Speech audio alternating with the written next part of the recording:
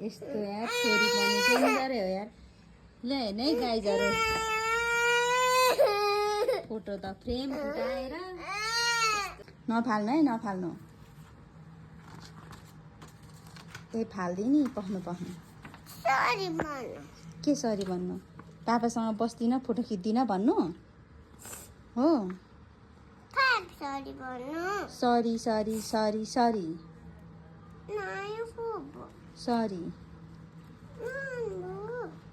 Sorry sorry sorry sorry sorry भयो।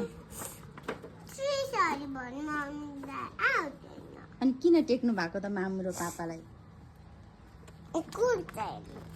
किन कुच्याउनु त अनि?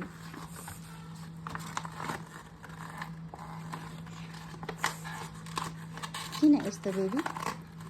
वाइ? हजुरलाई पापा र मामुको माया लाग्दैन?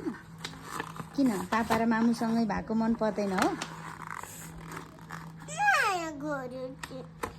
पापाले मामुलाई माया गर्यो भनेर? अनि हजुरलाई पनि त गर्नुहुन्छ नि पापाले, मामुलाई भन्दा धेरै हो त।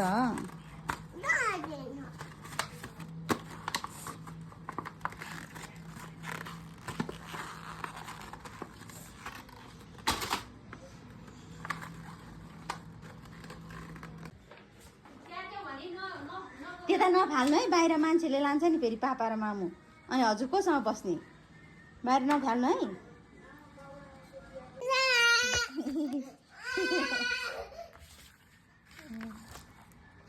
के गर्नु?